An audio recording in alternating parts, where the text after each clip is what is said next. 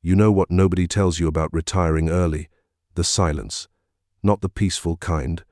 The kind that makes you hear every mistake you ever made echoing in your head. I thought moving to Thailand would fix that. I thought the chaos of Pattaya would drown out the noise inside me. Instead, I met someone who turned that silence into a symphony of drama that nearly destroyed everything I'd worked 40 years to build. They say love makes you stupid. But obsession? Obsession makes you dangerous to yourself and everyone around you. If our stories resonate with you, don't forget to like, comment, and tell us where you're watching from. This story was shared with us by one of our longtime viewers from Idaho. He asked us not to share his name, but he wanted his experience heard. I sold my tech consulting business in Boise when I was 50. 40 years of 16-hour days, missed birthdays, and a marriage that died somewhere between my third startup and my first real success. The divorce papers were signed 6 months before the sale went through. Sarah got half of everything, which was fair. I got the house and a silence so thick it felt like drowning. You'd think having $3 million would solve your problems. You'd be wrong. Money just amplifies whatever's already broken inside you. I'd wake up at 5:30 every morning out of habit, make coffee for one, and sit in a kitchen designed for a family I'd never have. The house echoed. Every footstep reminded me I was alone. Every room felt like a museum of what I'd lost while chasing what I thought I wanted. Warren, you need to get out there. My brother Tom kept saying during our Sunday calls, take a vacation, meet someone new. You're 50, not dead. But where do you go when everywhere reminds you of your failures? The country club where Sarah and I used to play tennis? The restaurants where we celebrated deals that cost me my marriage? I'd drive around Boise, looking at couples walking hand in hand, and feel like I was watching life through glass. I tried dating apps for about 2 weeks, sitting across from women my age, making small talk about grandkids and retirement plans. Felt like practicing for a life I wasn't sure I wanted. The conversations were polite, careful, empty. Everyone was protecting themselves from another disappointment. I was doing the same thing. That's when I started watching YouTube videos about expats living in Thailand. Not the tourist stuff, real stories from guys who'd packed up their American lives and moved halfway across the world. They talked about the low cost of living, the year-round warmth, the simplicity. What they didn't say, but what I heard between the lines, was the escape. These weren't men running towards something. They were running away from the silence, just like me. I'd watch these videos until 2 in the morning, living vicariously through strangers who'd been brave enough to jump. One night, I found myself on a travel website, looking at flights to Bangkok. The cursor hovered over the Book Now button for 20 minutes.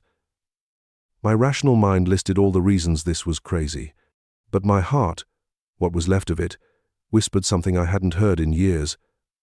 Why not? I bought the ticket at 3 a.m. on a Tuesday in March. One way, no return date. I told Tom I was taking an extended vacation, which was technically true. I told my neighbors I was traveling, which was also true.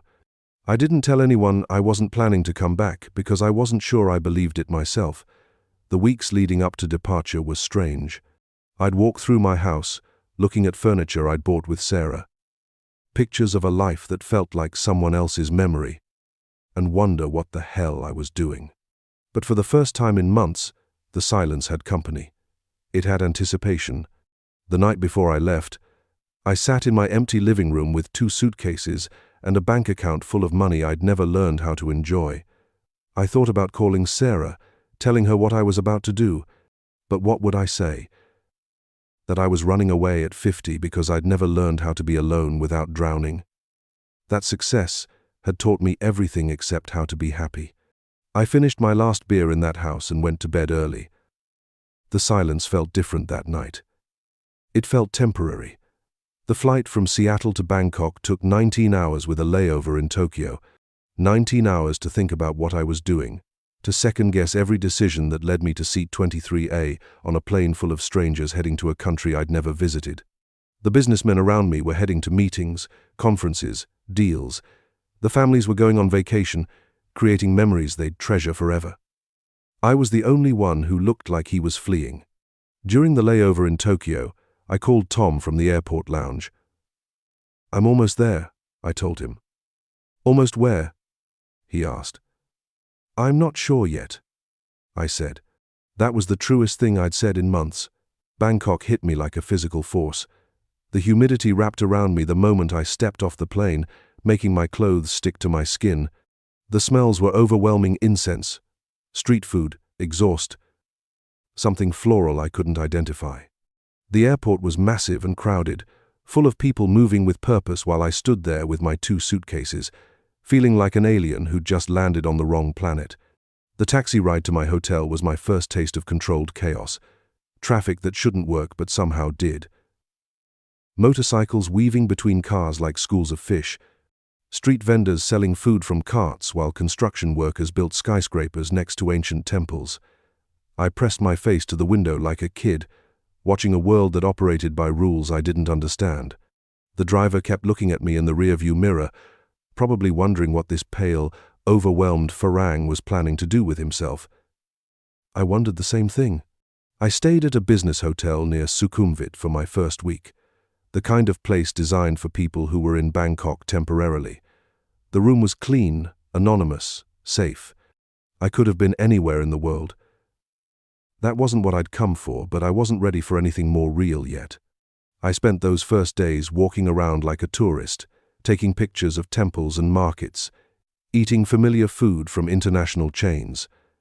I was in Thailand, but I wasn't experiencing it. I was observing it from behind the glass of my own fear. On my 4th day, I took the bus to Pattaya. I'd read about it online, famous for its nightlife, popular with expats, controversial reputation. I told myself I was just exploring, getting a feel for different areas. But honestly, I was curious about the stories I'd heard, the whispers about Western men finding something in Pattaya they couldn't find at home.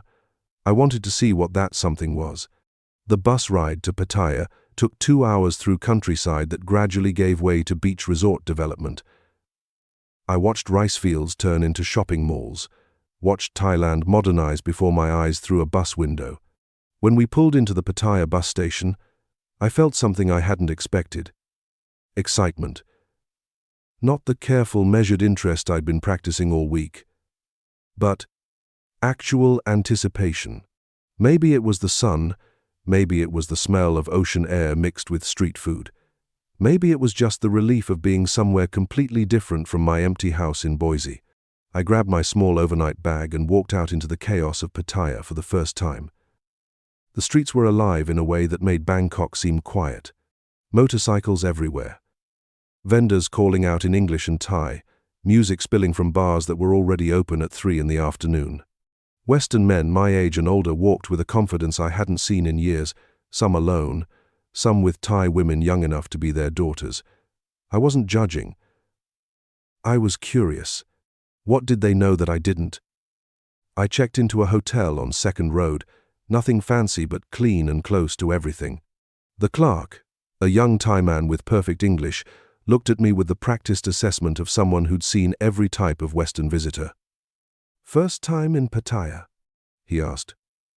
"First time in Thailand," I admitted. He smiled, but there was something almost pitying in his expression. "Enjoy your stay, sir. Pattaya has something for everyone." I didn't know what that meant yet, but I would learn. I spent the rest of that first afternoon walking around, getting my bearings. The main tourist areas were easy to navigate: Beach Road along the water, Walking Street for nightlife, 2nd Road for hotels and restaurants. But there were layers beneath the tourist map. Side streets with local restaurants, neighborhoods where Thai families lived their regular lives, areas that felt authentic in a way the main strips didn't. I was drawn to those quieter places, maybe because they reminded me less of my own failures at building a genuine life. That evening, I made a decision that would change everything, though I didn't know it at the time. Instead of eating at my hotel or finding a Western restaurant, I walked down a small swai off 2nd Road and found a tiny bar with plastic chairs and a handwritten menu in Thai and English. There were maybe 6 tables total, 2 other customers, and a woman behind the bar who looked up when I walked in. She was probably in her late 20s, wearing a simple t-shirt and jeans, no makeup, no costume, no performance. Just a regular person working a regular job. "You want beer?" she asked in English that carried a soft Thai accent. "Yes," I said, taking a seat at the bar. "And maybe something to eat." She handed me a singer and a menu, then went back to washing glasses. There was something peaceful about her movements, something genuine about the way she didn't try to engage me in conversation or sell me anything beyond what I'd asked for. After a week of feeling like a walking target for every vendor, taxi driver, and tour guide in Thailand, her indifference was refreshing. I ordered pad thai because it was the only dish on the menu I recognized. While she cooked, I watched her work. She moved efficiently, confidently, like someone who'd been doing this job for years. When she brought my food, she set it down without fanfare and returned to her station. "Is the food okay?" she asked after I'd taken a few bites. It was better than okay. It was the best Thai food I'd had since arriving. I told her so, and she smiled for the first time since I'd walked in. "My mother teach me," she said. "She have restaurant before, but closed now." There was a story there, but she didn't volunteer it, and I didn't ask. I was learning that in Thailand, people revealed themselves slowly, if at all. Americans like me were used to instant intimacy, to sharing our life stories with strangers on airplanes. This was different. This required patience I wasn't sure I had. I finished my meal and ordered another beer, not because I particularly wanted one, but because I wasn't ready to leave yet. The bar felt like a refuge from the sensory overload of Pattaya's main strips. It was quiet enough to think, real enough to matter. "You stay in hotel?" she asked, while cleaning the table next to me. "Yes." "On Second Road." "I'm exploring the area." She nodded like that made perfect sense. "You like Pattaya?" she asked. It was a simple question, but I found myself really considering it. Did I like Pattaya? I liked that it was different. I liked that it challenged every assumption I'd made about what my life could be. I liked that nobody knew my name or my history or my failures. "I think so," I said finally. "It's not what I expected." She laughed, a genuine sound that made me smile too. "Pattaya never what anyone expect," she said. "That why people stay." I paid my bill and left a generous tip, partly because the service had been good, and partly because I wanted to make a good impression. As I stood to leave, she said, "I'm Panita." It felt like she was giving me something valuable, her real name instead of a bar name or a performance. "Warren," I replied. "See you again, Warren," she said, and something in the way she said it made me believe she meant it. I walked back to my hotel that night, feeling different than I had in months. Not happy. Exactly, but hopeful. I'd had a genuine conversation with another human being without pretense, without agenda, without the weight of my past hanging over every word. It was such a small thing, but it felt enormous. I fell asleep that night thinking about Panita's laugh, the way she'd said my name, the possibility that maybe I wasn't too broken to connect with someone new. I went back to her bar the next evening, and the evening after that. Each visit was similar. I'd order food and beer, we'd chat while she worked, and I'd leave feeling a little less alone. She told me her name meant one who is wished for, which seemed both beautiful and sad. She told me she'd studied English in school because she wanted to travel someday, maybe to America. She told me about her family in Isan, the northeast region of Thailand, where life was hard and opportunities were scarce. I told her about Idaho, about snow and mountains, and the kind of cold that makes your bones ache. I told her about my business, about selling it, about coming to Thailand to figure out what came next. I didn't tell her about Sarah, about the divorce, about the silence that had driven me halfway around the world. Some stories needed time to emerge, trust to be shared, but I could feel us building toward that trust, one conversation at a time.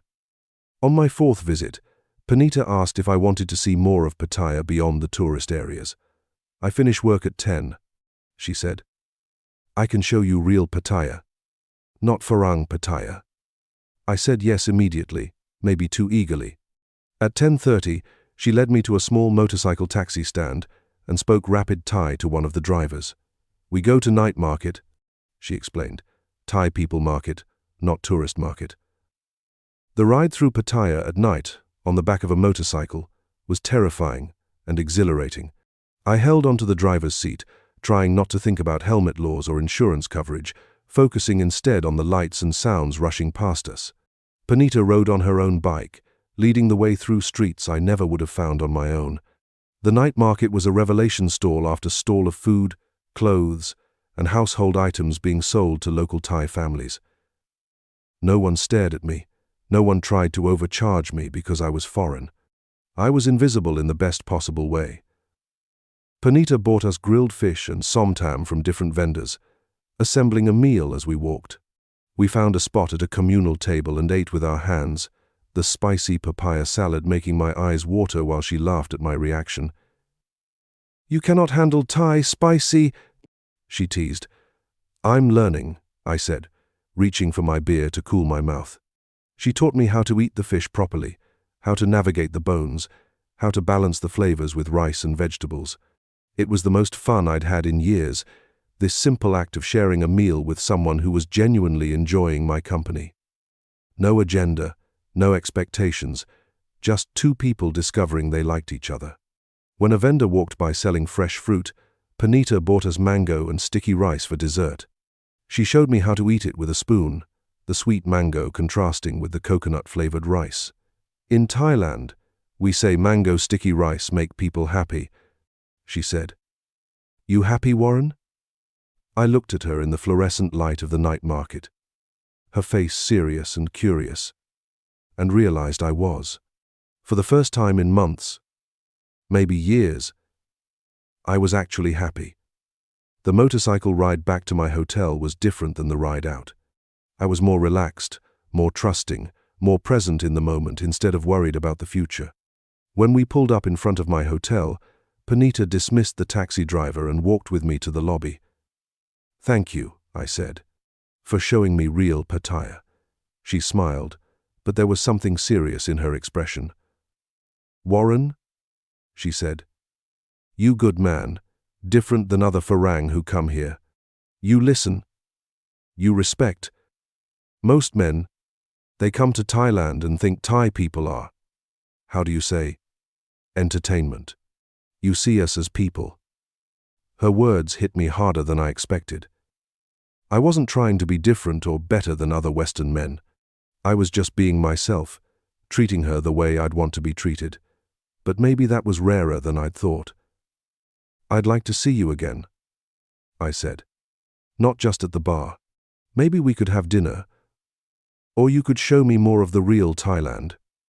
She considered this for a moment, and I held my breath, waiting for her answer. "Yes," she said finally. "I would like that too." We exchanged phone numbers, which felt like a significant step forward. As she walked away, I watched her disappear into the neon chaos of Pattaya night, wondering what I was getting myself into.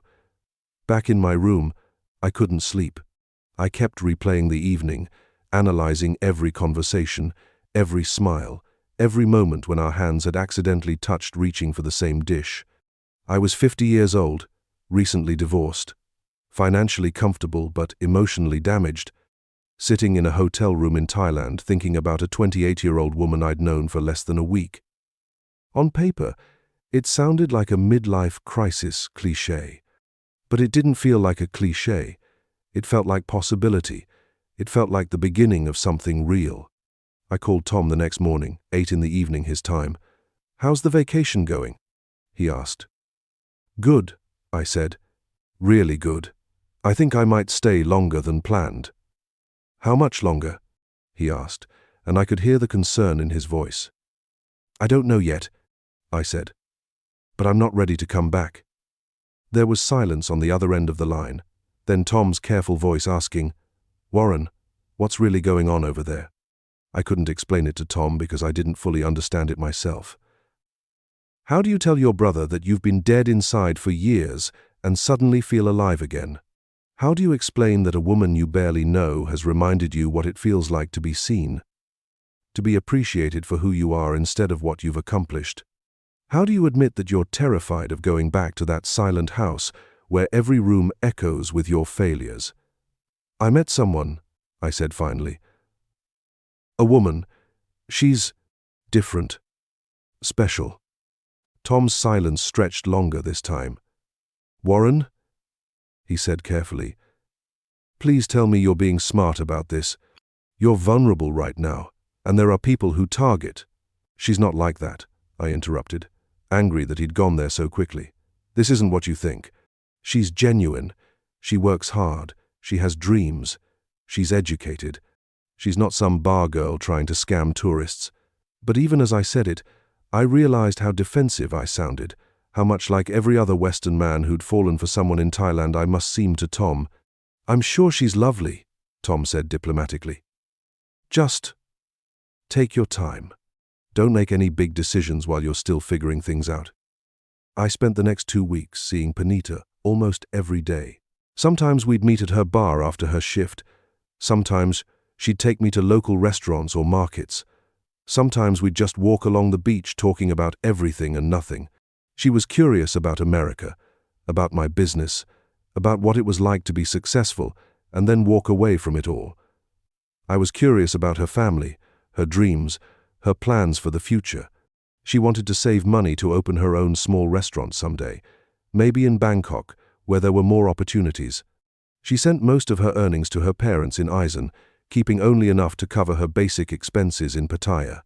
She lived in a tiny apartment with 2 other women, sleeping on a mattress on the floor, sharing a bathroom with strangers. Her life was simple in a way that made my complaints about loneliness seem absurd.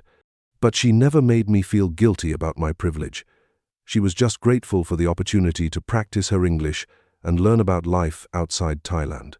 The physical attraction was undeniable, but we took things slowly. She wasn't pushing for anything, which was refreshing after years of dating women who seemed to have my entire future planned by the second date. When we finally kissed, it was after a quiet dinner at a beachfront restaurant, walking along the sand under a full moon that made the water look like black glass. She stopped walking and turned to face me, and I knew she was giving me a choice. I could keep things platonic, friendly, safe, or I could acknowledge what was happening between us and see where it led.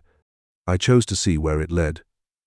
The kiss was soft, tentative at first, then deeper, as we realized we both wanted this.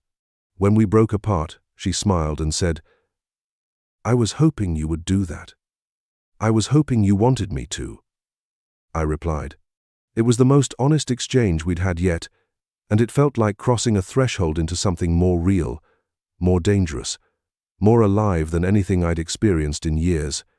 That night, she came back to my hotel. We made love slowly, carefully, like we were both afraid of breaking something fragile and precious. Afterward, she traced patterns on my chest with her fingertip and asked, "Warren, what do you want from me?"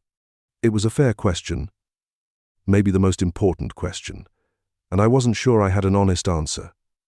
What did I want? I wanted to feel alive. I wanted to matter to someone. I wanted to escape the silence that had been drowning me for months, but those weren't things I could ask another person to provide. "I want to get to know you," I said finally.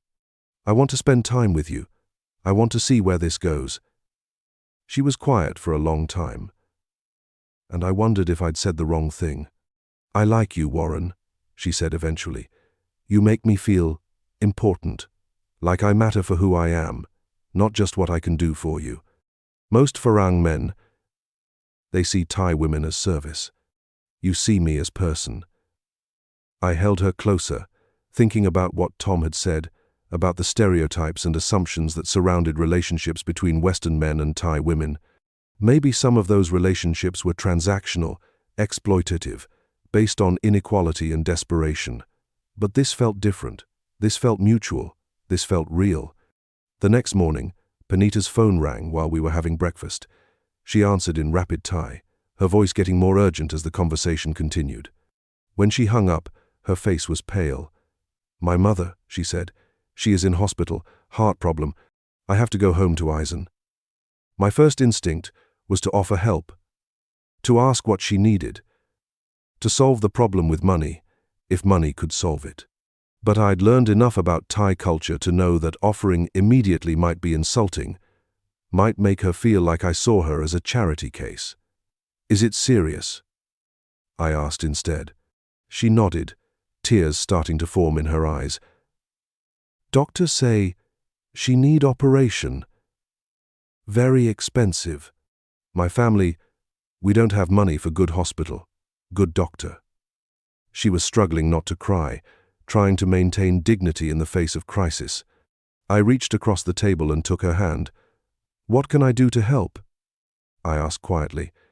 She looked at me with such gratitude that I felt my chest tighten. I don't want to ask you for money, she said. We just meet. Is not fair to you. Let me worry about what's fair to me, I said. How much does she need? The surgery would cost 80,000 baht, about $2,400. For me, it was nothing less than I'd spent on wine in a good month back in Boise. For Panita's family, it might as well have been $1 million. I transferred the money to her account that afternoon, and she cried when the confirmation came through. I pay you back, she promised, little bit every month until it's finished. I told her not to worry about it, that I was happy to help, that people who cared about each other supported each other. But even as I said it, I wondered if I was making a mistake. Not because I doubted her mother's illness or Panita's gratitude, but because I recognized something dangerous in how good it felt to be needed, to be the solution to someone's problems. I'd spent 40 years solving problems with money. Old habits die hard, even when you're trying to start a new life. Panita left for Eisen that evening, promising to call me when she knew more about her mother's condition. I spent the next 3 days alone in Pattaya, and the silence crept back in. Without her presence, her laughter, her hand in mine, the city felt hollow again.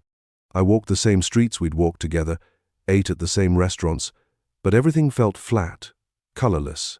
I realized how much of my happiness had become dependent on her company, and that scared me. I was falling for her, maybe had already fallen, and I wasn't sure if what I felt was love or just relief from loneliness. When she called on the third night to tell me her mother's surgery had gone well, I felt a relief that was probably disproportionate to our relationship. When are you coming back? I asked, trying not to sound desperate. 2 days, she said. I miss you, Warren. I miss you too, I admitted, and meant it more than I'd meant anything in years. When Panita returned to Pattaya, something had shifted between us. The crisis with her mother had created a bond that felt deeper than the casual romance we'd been exploring. She'd seen that I could be trusted with her vulnerability, and I'd seen how much she valued loyalty and support. We fell into a routine that felt surprisingly natural: dinner together most nights, lazy mornings when she didn't have to work early, long conversations about our different worlds and how they might fit together. She started keeping some clothes at my hotel, and I started thinking about getting an apartment, someplace more permanent than a hotel room if I was going to stay in Thailand longer than a vacation.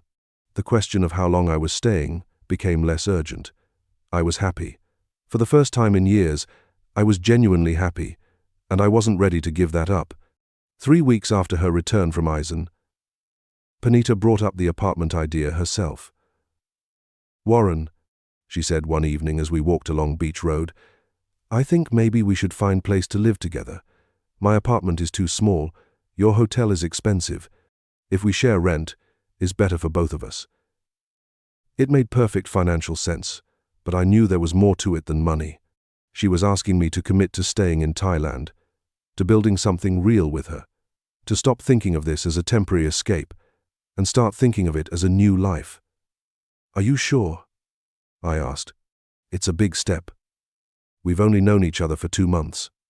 She stopped walking and turned to face me. Warren, I know this is fast, maybe too fast, but I feel something with you I never feel before. You make me want to be a better person, work harder, dream bigger. With you, I think maybe I can have restaurant, maybe travel, maybe see world beyond Pattaya. Is that crazy?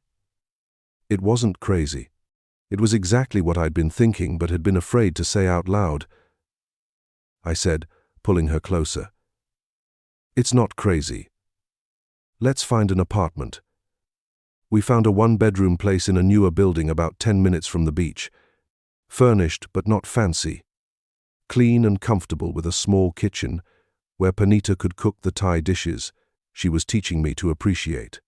The rent was 15,000 baht per month, about $450, which I could easily afford, but which represented nearly half of Panita's monthly income from the bar. I insisted on paying the full amount, partly because I could, and partly because I wanted her to be able to save money for her restaurant dream instead of spending it all on rent. She resisted at first, worried about the imbalance, but I convinced her it was practical. If you save your money now, I told her, you can open your restaurant sooner. I'm investing in our future. It sounded reasonable when I said it.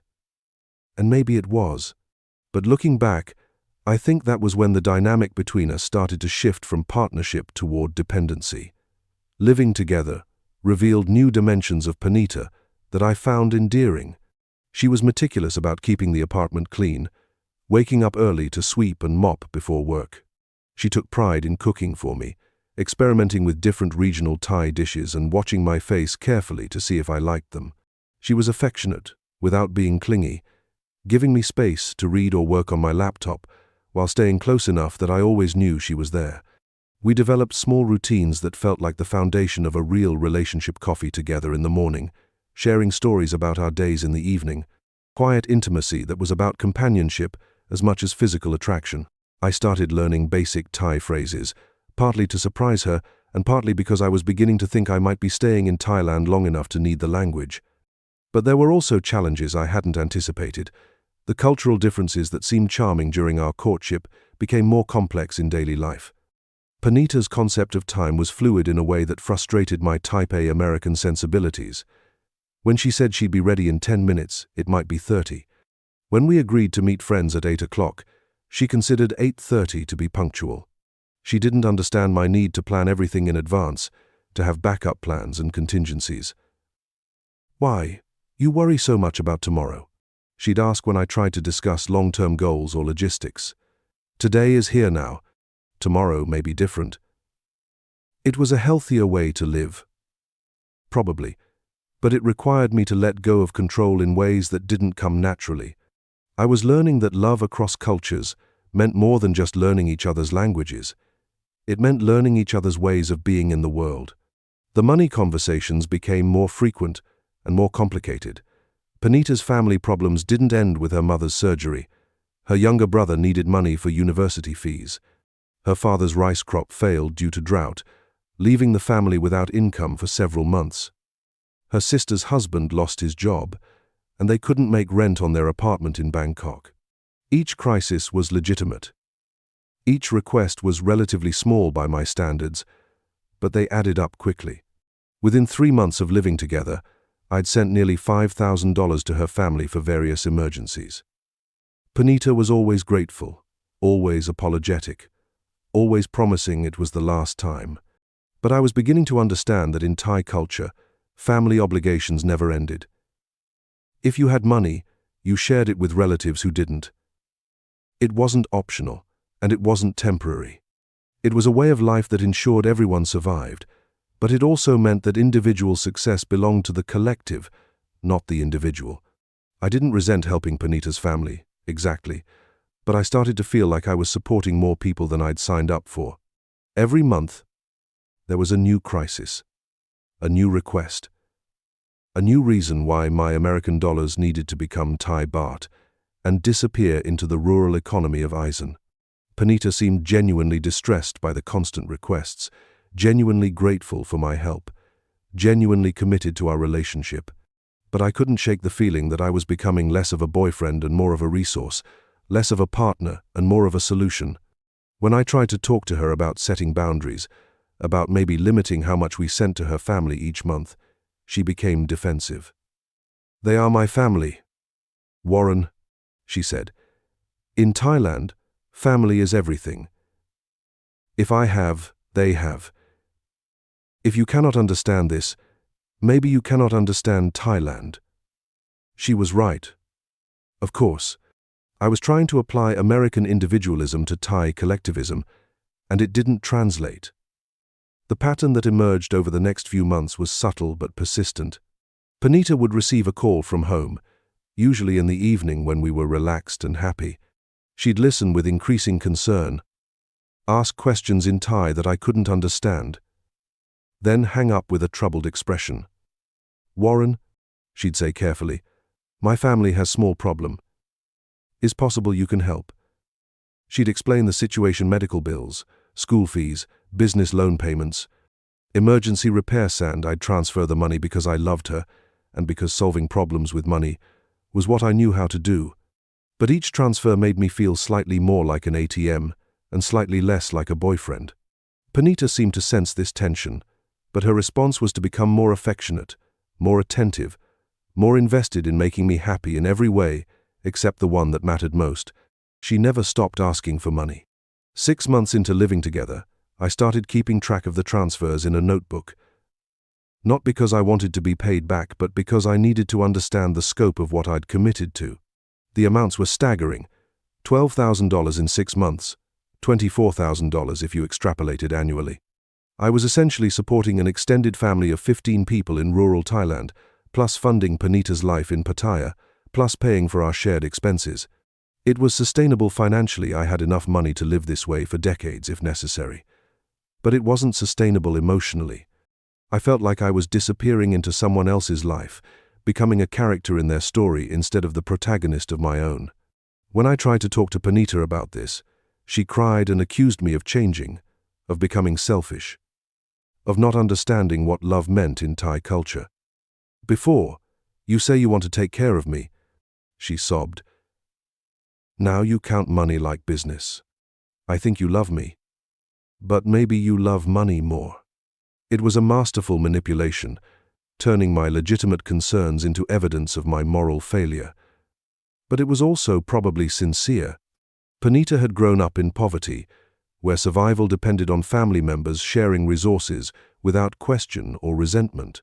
My desire to set limits seemed foreign and cruel to her, proof that Western love was conditional and selfish compared to Thai love, which was pure and sacrificial. I found myself apologizing for bringing up the money, promising to be more generous, more understanding, more accepting of her cultural values. But privately, I was beginning to wonder if I'd fallen in love with Panita or fallen in love with being needed. The distinction mattered more than I'd realized. Love is supposed to make you feel more like yourself, not less. I was feeling less like myself every day. The breaking point came 8 months into our relationship, during what should have been our happiest period.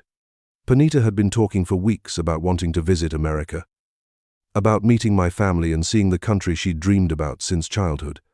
I was excited to show her my world, to prove to Tom and my friends that this relationship was real and meaningful, not some stereotypical expat fantasy. I bought plane tickets to Boise, made arrangements for her visa, planned a month-long visit that would include Christmas with Tom's family and New Year's in Sunday Valley. She was thrilled, spending hours online looking at pictures of snow, buying winter clothes, practicing English phrases she thought she'd need in America. It felt like we were taking our relationship to the next level, making it binational and permanent. I was already thinking about marriage, about bringing her to America permanently, about starting over with someone who understood both sides of my life. 3 days before our scheduled departure, Panita received another call from Eisen. This one was different. Her voice on the phone was frantic, desperate in a way I'd never heard before. She spoke in rapid Thai for nearly 20 minutes, occasionally crying, occasionally shouting. When she hung up, her face was white. "Warren," she said, her voice shaking, "we cannot go to America. I'm so sorry, but we cannot go." My heart dropped. "What happened?" I asked. "My father," she said, struggling to get the words out. "He borrowed money from wrong people. Very dangerous people. They say if he don't pay 500,000 baht by next week, they will hurt my family. Maybe kill them." I have to stay. I have to help. 500,000 baht was about $15,000, more than I'd ever transferred at once, but not an impossible amount. Still, something felt wrong about the timing, about the desperation, about the way this crisis had emerged just as we were about to take the biggest step in our relationship.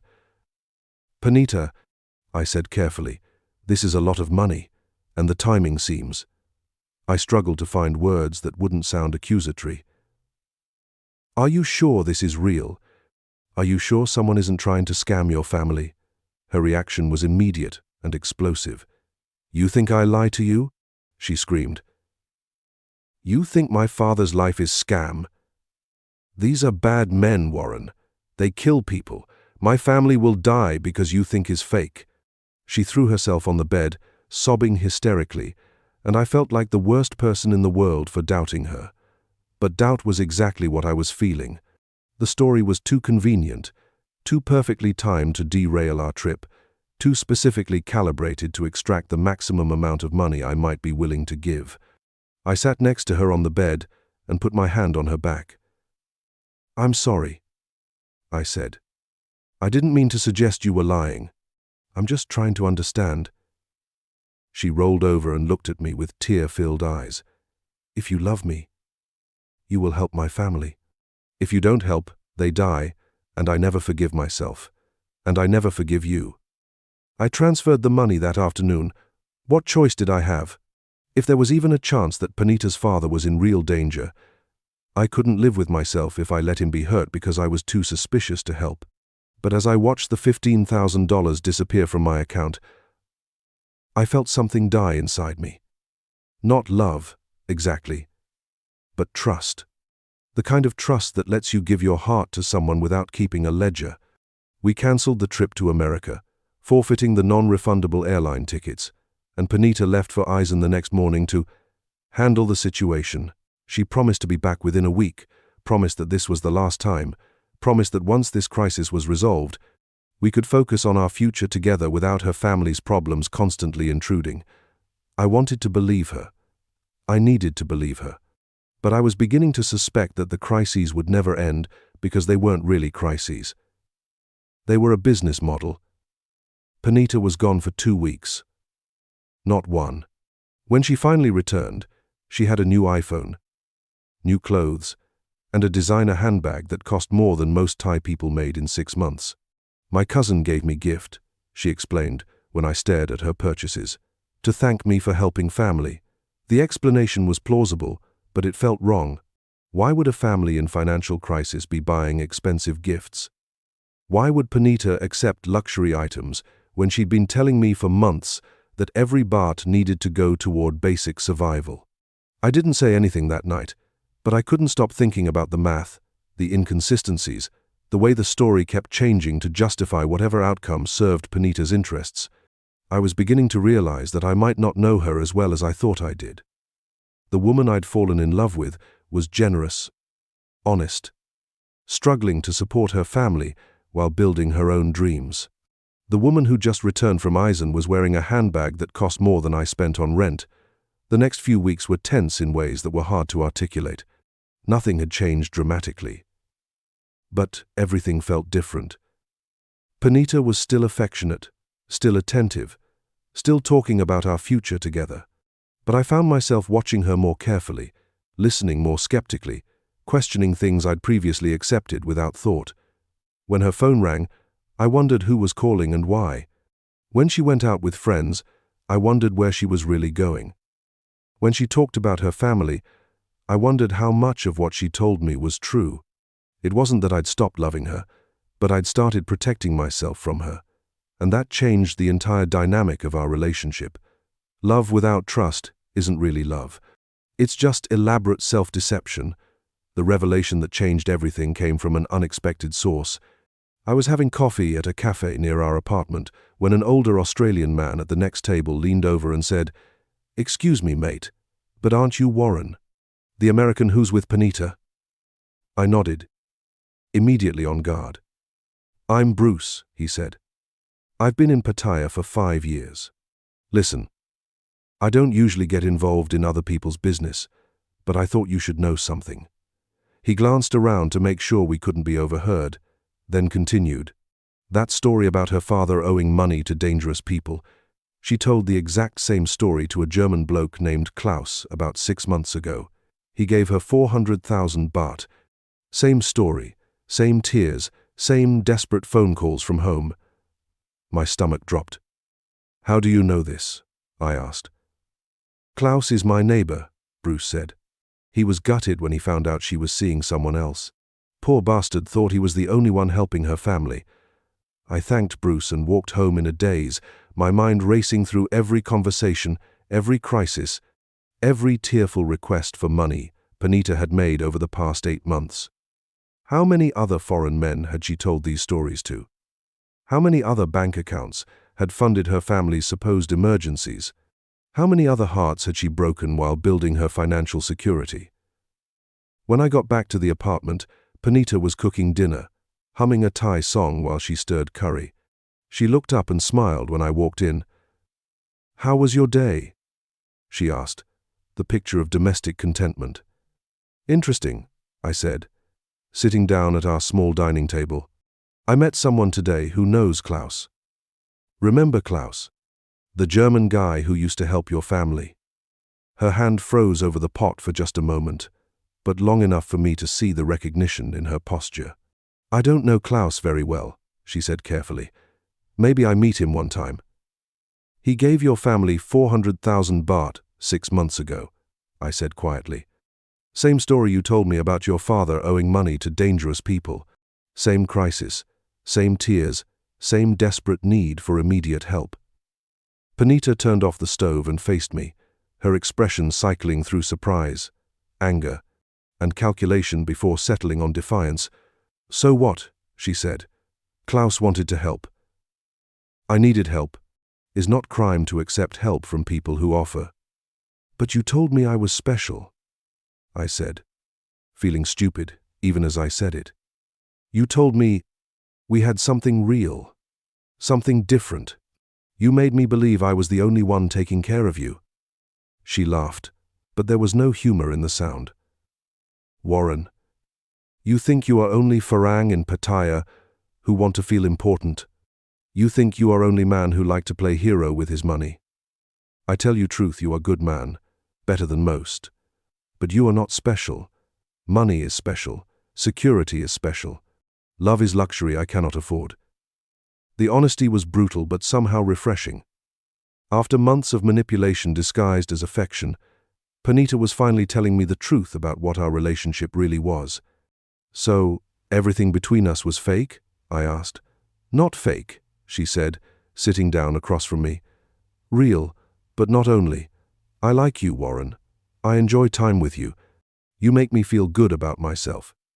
But I also need to survive. I have family to support. I have future to build. In Thailand, we use whatever resources we have. Your resource is money. My resource is me. Is fair exchange, even if you don't want to see it that way. I stared at her across the table. This woman I'd thought I loved, this stranger I'd been living with for 8 months. How many others are there? I asked. How many other men are supporting your family right now? Panita considered the question like she was deciding how much truth I could handle. 3, she said finally. Sometimes 4. Depends on who is in Thailand and who is in their home country. You are best one, Warren. Most generous, most kind, most, how do you say, gullible. The word hit me like a slap. You think I'm stupid, I said. I think you are man who want to be needed more than you want to be honest with yourself. She replied. You know, deep in your heart, that Thai woman like me don't fall in love with American man like you for no reason, but you choose to believe because it make you feel good. That not stupid. That just human. She was right, and that made it worse. I had chosen to believe her stories because believing them made me feel useful, important, loved. I'd ignored red flags because facing them would have meant facing the truth about why I'd come to Thailand in the first place, not to find love, but to escape loneliness. The distinction mattered more than I'd realized. I want you to leave, I said quietly. Tonight, pack your things and go. Panita nodded like she'd been expecting this. Okay, she said. But Warren, I want you to know something. What we have together, it is not all business. Sometimes, when we are together quiet, when we cook or walk or talk about dreams, sometimes I forget about money. Sometimes I think maybe I can have real love with you, but then family call, or rent is due, or I see expensive things other women have, and I remember that love don't pay bills, love don't send children to school, love don't buy security. Maybe in America, you can choose love over money. In Thailand, poor woman cannot make such choice. She started packing while she talked, moving efficiently through our shared space, separating her belongings from mine with practiced ease. I'm sorry I hurt you, Warren. I never want to hurt you. But I'm not sorry for surviving the only way I know how. She was packed and ready to leave within an hour, which told me she'd probably been prepared for this conversation for months. At the door, she turned back to me one last time. Warren, she said, you will be okay. You are a rich man in poor country. You will find another woman, maybe more honest woman, maybe woman who can afford to love you without needing your money. But remember, Thailand is not America.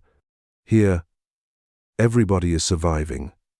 And surviving make people do things that maybe they don't want to do. Don't hate all Thai women because of me. And don't hate me too much. I give you 8 months when you were very lonely. Maybe I take your money. But you take my time, my body, my performance of love.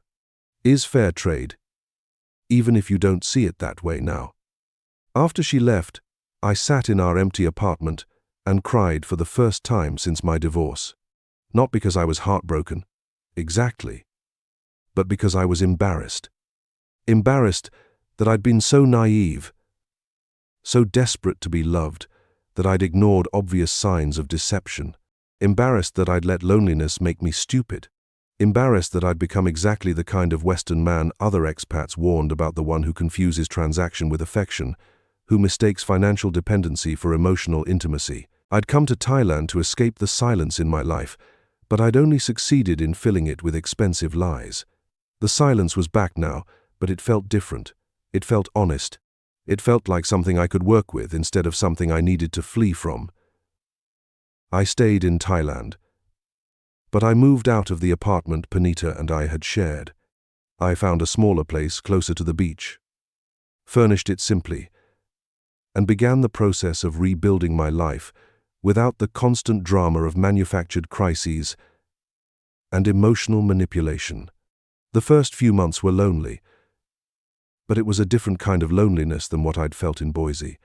This was the loneliness of recovery, of learning to be comfortable with myself again without the distraction of someone else's needs. I started reading again, something I hadn't done consistently in years. I began learning Thai more seriously, taking formal classes instead of just picking up phrases from a girlfriend who might or might not have been teaching me the right words. I started exercising, exploring parts of Thailand beyond Pattaya, making friends with other expats who'd been in the country long enough to navigate its complexities without losing themselves in the process. 3 months after Panita left, I saw her at a restaurant in central Pattaya with a Middle Eastern man who looked about my age.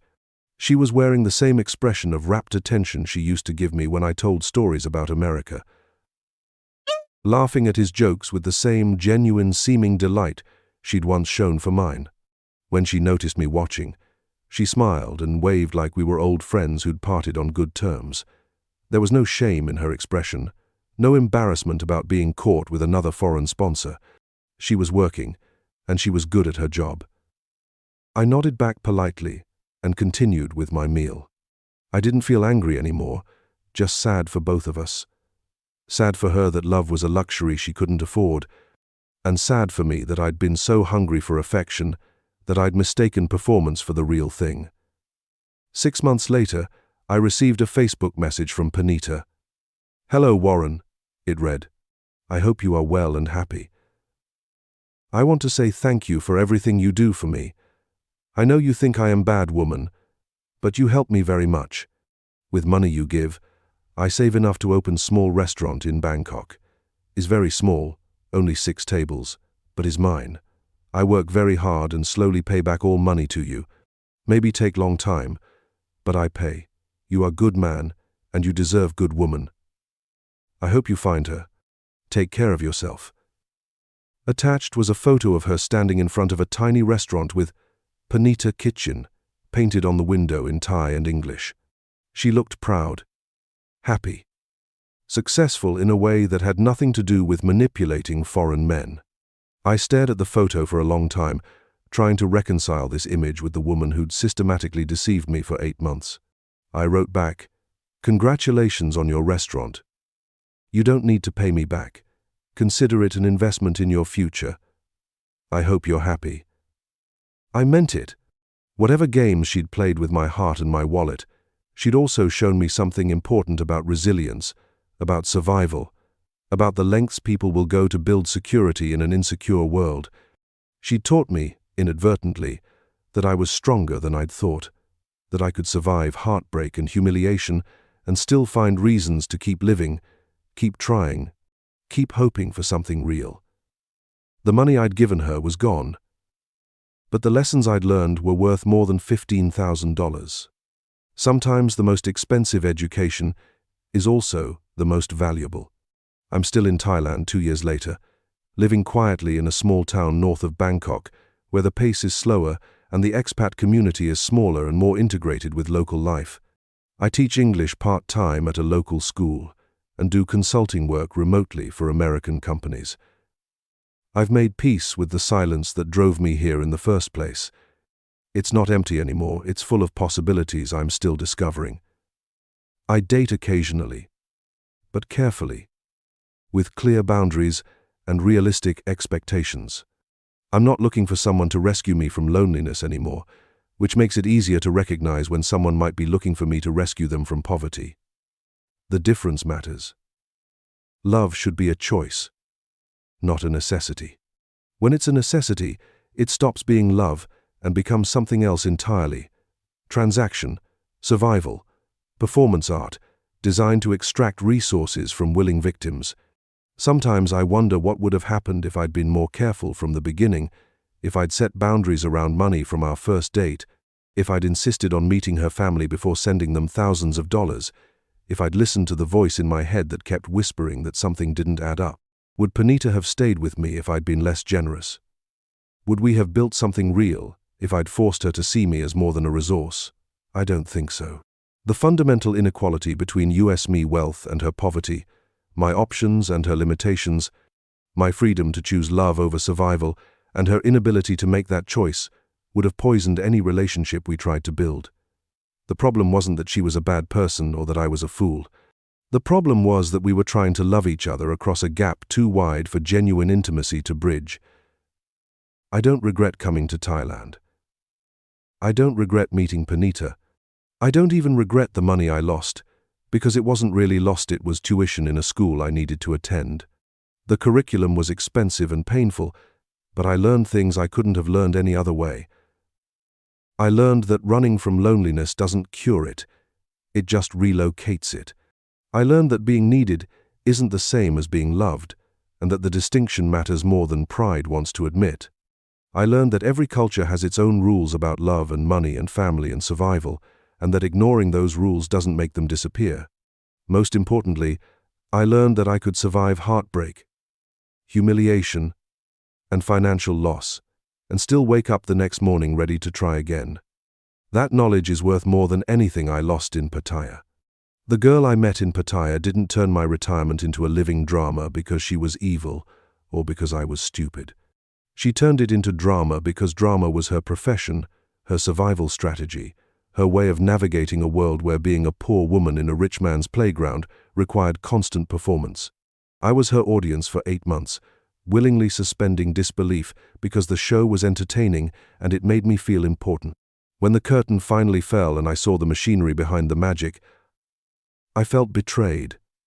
But betrayal assumes trust, and trust assumes equality. And equality was never really possible between us. She was working, I was playing, and we both pretended not to notice the difference until pretending became impossible.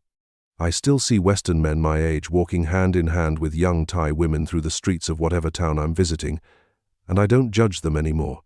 Maybe they found something real that I was too broken to recognize. Maybe they're smarter than I was, or luckier, or more honest about what they want and what they're willing to pay for it. Maybe they're making the same mistakes I made, and they'll learn the same lessons I learned, and the tuition they pay will be worth it in the end. Everyone's education is different, but everyone has to pay for it somehow. Mine cost me $25,000 and 8 months of my life. Looking back, I think I got a bargain. The silence that drove me to Thailand doesn't scare me anymore. It's just quiet now, waiting patiently for whatever comes next.